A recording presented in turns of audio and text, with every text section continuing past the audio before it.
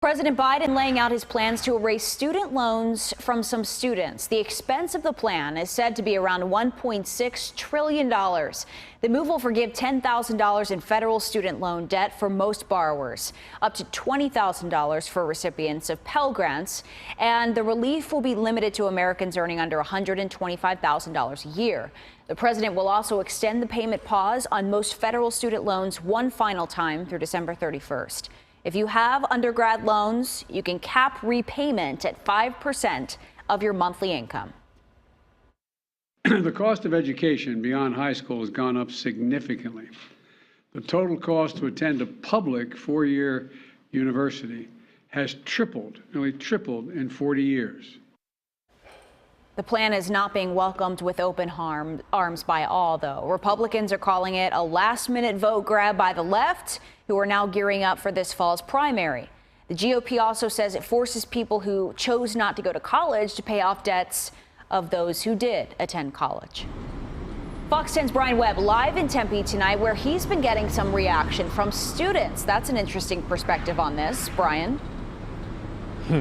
Well, Christina, like you said, this will also extend a pause on payments one more time through the end of December. More good for students who owe money. Like you said also that many conservatives call this unfair and claim it'll increase inflation. Many progressives say it doesn't go far enough.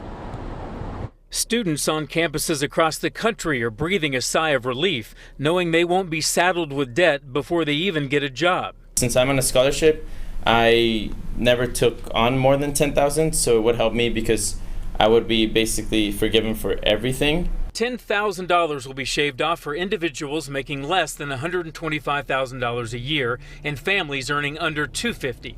It comes at a time 45 million Americans owe $1.6 trillion for federal student loans, more than any other kind of consumer debt other than mortgages. This isn't free. This is coming from tax dollars, so people, many of whom who did not go to college, who paid taxes, are seeing that money transferred to these individuals. Critics call it unfair to blue-collar workers subsidizing white-collar students, or to the people who scrimped and saved to pay what they owe. As an adult, you make the decision to take out student loans to go to school. You know the possible ramifications of that if you can't pay them, and I feel like you should be responsible for your actions.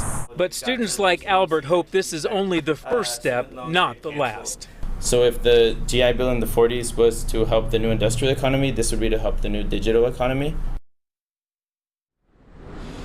This could cost taxpayers $300 billion, but some say the actual number will be much lower than that, since before the pandemic, 1 in 5 borrowers defaulted on their student loans. Live in Phoenix, I'm Brian Webb, Fox 10 News.